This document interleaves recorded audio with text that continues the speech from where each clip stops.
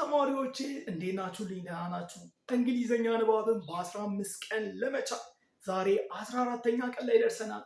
14ተኛ ቀን ላይ ደግሞ በጣም ገራሚ የሆነ ነገርን አሳያችኋለሁ። ዳይ ወደ ሌሰን። ዛሬ ደግሞ ምንድነው አብረን የምናየው ፒ እና ኤች አንድ ላይ ሲመጡ ወይንም ፍ ብለን ነው የምናነበው። ፒ እና ምን ኤች እንዳትረሱ። ስለዚህ ፒ እና ኤች አንድ ላይ ሲመጡ ምን ብለን ነው የምናነበው ማለት ነው? ብለን ነው የምናነበው። ምሳሌዎቹን እናያቸው እስኪ።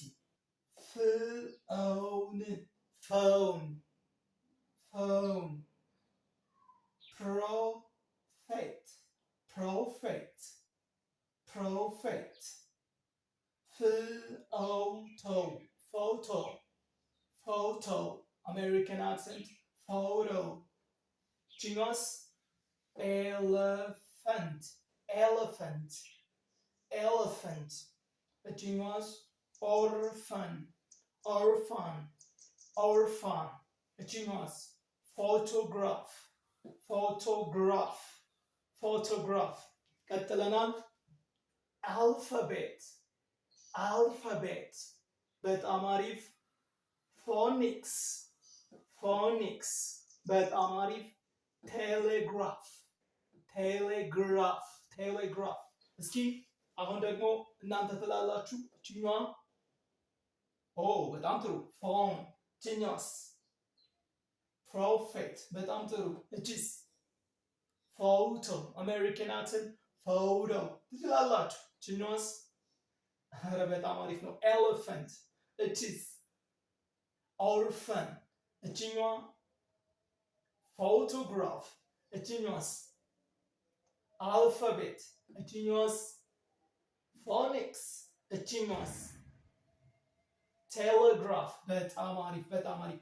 እስኪ ፒኤች ያለበት ቃላት እስኪ አንድ ቃል ካገኛችሁ እኔ በጣም በቃ አደንቃችኋለሁ። ኮሜንት ላይ በፒኤች በውስጡ ያለበት ተብሎ የሚነበብ ካገኛችሁ እስኪ ጻፉልኝ ኮሜንት ላይ። እሺ ሁለተኛ ፋይናል ቲአይኦኤን ወይንም አይኦኤን በጣም ትኩረት ማድረግ ያለባችሁ አይኦኤን ከአይኦኑ በፊት ምን ሊኖር ይችላል? ወይ ቲ ሊኖር ይችላል ወይንም ደግሞ ኤስ ሊኖር ይችላል። ግን ሽን ብለን ነው የምናነበው። ምን ብለን ነው የምናነበው? ሽን ሽን። በጣም አሪፍ ሽን ብለን ነው የምናነበው። ቲአይኦኤን ወይንም ደግሞ ኤስአይኦኤን መጨረሻ ላይ ሲመጡ ምን ብለን እናነባቸዋለን? ሽን ብለን እናነባቸዋለን። እኔ እስኪ አክ ሽን አክሽን በጣም አሪፍ። አዲ ጨርሱታ ሽን አዲሽን በጣም አሪፍ። እስኪ እናንተ ጨርሱታ ስቴሽን ስቴሽን በጣም አሪፍ። እቺማስ ኔሽን ኔሽን በጣም አሪፍ። ኤጁኬሽን ኤጁኬሽን ቀጥለናል። ሚሽን ሚሽን እስኪ ቲማን አንብቧት። ሴክሽን ሴክሽን በጣም አሪፍ።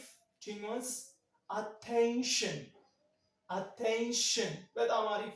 እቲኛስ ኢንቪቴሽን ኢንቪቴሽን በጣም አሪፍ። እስኪ አንብቡልኝ። አክሽን በጣም አሪፍ። እቲኛስ አዲሽን በጣም አሪፍ። እቲኛስ ስቴሽን ጎበዞች። እቺስ ኔሽን በጣም አሪፍ። ቺኛ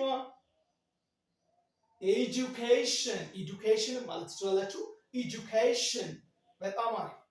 ቺኛስ ሚሽን በጣም ጥሩ። ቺኛስ ሴክሽን ቺኛስ አቴንሽን ቺኛስ ኢንቪቴሽን በጣም አሪፍ በጣም አሪፍ። መቼም ይሄ ቪዲዮ ከተመቻችሁ እንግዲህ ላይክ ሰብስክራይብ ማድረግን እንዳትረሱ። ይሄኛው ፓርት 1 ነው። ሁለተኛውን ክፍል ደግሞ ለቅላችኋለሁ። እስከዛው ግን ባይ ባይ።